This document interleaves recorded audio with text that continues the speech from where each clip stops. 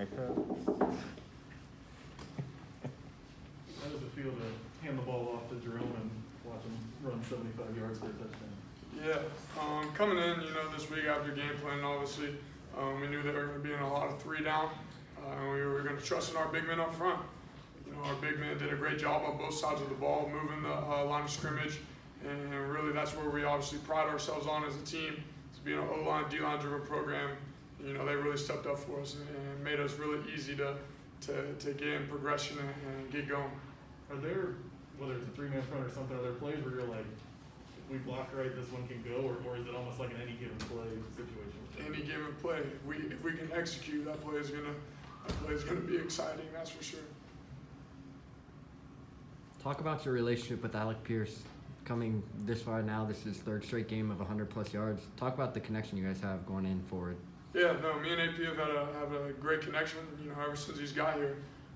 He came in with Ben Bryant, and, me and Ben were good friends, and, off the field, we just always were together. We were together out golfing, and together just working out every time.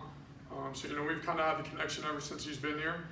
He's a guy I've trusted that I know can go up and just go get the ball when you throw it up, and, we've just had a great connection over the past years, and it's just shown up in games. Is there something defenses are doing, covering him differently recently, that's allowing you to find him more? No, today, we just gave him a couple early hitches, and then there were a couple hole shots in there. The hole shot on the first play, and then there was another one down on their sideline later. So, just find a way to get him the ball. Yeah. How cool to see, after all he's been through, Chuck break one out and take it to the house. Jerome said it was like Forrest Gump breaking off the new braces. Yeah, no, I'm happy for Chuck. He's put in so much work, and then every time, it's his time to go, just something had happened. So, we're just blessed to have Chuck with us. And, his presence is definitely felt out there on the field. And he's just worked his butt off to get back to where he needs to be, to get back to 100%. And, we're just glad he trusts himself, and we definitely trust him. Did you feel it was coming? Oh, yeah, it was just only a matter of time. And, those are the ones that you hand off, and then you can just see him squirt and then get up through, and those are fun. Tyler had a great run after the catch. Can you talk about what you saw from him and the move he made at the 10-yard line? Yeah, so that play call was designed to go to AP or LT into the boundary, and they played more like a cover 3 look, and dropped that dollar safety all the way in, all the way out for the post. So I came back to the field free access, and he was wide open coming out of the break. Gave him a ball, and he made a man miss. And honestly, I kind of saw him right kind of towards the collision, and I kind of started to look for the next play, for the next signal, and the next I hear him break off and go, and I was like, man, go for him. That's great. Feel good to have Nip at Night back? Oh, it felt great. Huge shout out to all the fans that came out tonight. I know we were sitting right there on the bleacher, and it was early, and you could see people walking across the bridge, but then you would look around and there would be no seats, and so you're like, where are all these people gonna go? And no, they were great. Noise was rocking. Student section was great. We were loving it. How important has fan energy been for you this season? Oh, it's been huge, especially coming off COVID season, where we got a good amount of fans right towards the end of the season, but early in the season there were no fans. So just having that energy, getting back going, it makes it a lot easier for the team. Even when you might be in a down spot, you just hear your fans behind you. It helps. Coach Fickle's talked a lot about that complete game, all 4 quarters. Obviously a big win last week, but was tonight maybe as close as you've come to putting together 4 consistent quarters?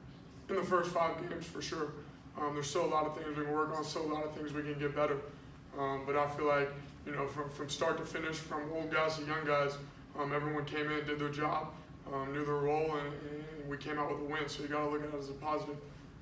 But also in the end, I think we're going to come back, we're going to watch this film, and there's going to be a lot of things that we left out there and that we can, improve on.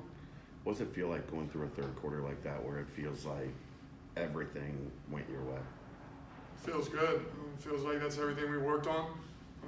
Coach Fick talked about earlier in the week, make sure that we come out here, start fast, and really finish the whole game and stay consistent through. And I feel like we did a great job of doing that. And, it feels good when you play good. When you are on the sideline and get the chance, Desmond, how much enjoyment do you get out of watching your defense? A huge enjoyment. It makes, you know, my life a lot easier to know that we have, you know, a great 11 guys out there to 20 guys who can rotate in. That is going to lock things down. So it's just fun when I do get to watch them to really just see them wreak havoc in what they do. We only get to watch you once a week at practice, but you were really spinning to Tuesday. You obviously had a couple of big games. Do you feel like this is the best you've ever thrown the ball? Yeah, I felt good. I think the EQ guys did a good job of scrubbing the balls too, so they were feeling really good to throw. So yeah, but 1-0 in conference play. I mean, a win is great, but how important was it to get off to a great start inside the conference? that's huge for us. You know, that's just 1-0. You know, a lot of people look at 5-0. For us, we're 1-0 right now, going into conference play. So, you know, like I said before, we're gonna take it week by week. Go in and prepare for another big game, another home game that we got against UCF. You know, they're going to come in here hungry, so, you know, we're just going to prepare like we do every week and come out here and play a good game. Coach said he's not thinking about style points. Are you thinking about style points at all in these games? No, and I don't think anything out there was style points. I think everything out there was just execution. You know, that's just what you're expected to do when you come out and execute and play the game you're supposed to play. So I wouldn't say style points is a thing or a big thing. You know, if you execute, you execute. That's all there is to it. But is it satisfying that when, you know, this is the game of the night and every fan's watching this one? Is it nice to put a performance out there on both sides of the ball? Is that Yeah. impressive? Yeah, for sure. And, you know, sometimes earlier in the hotel, you know, we were sitting thinking on what would be a Friday night for us if we played on Saturday. We'd be at a hotel, you know, on the projector and there'd be a game going on. We're like, man, everyone's like really watching us right now. And so it's good to go out there and put on a complete game, you know, whether no one's watching or whether the whole world's watching. Any more questions? Thanks, Des. Thank you.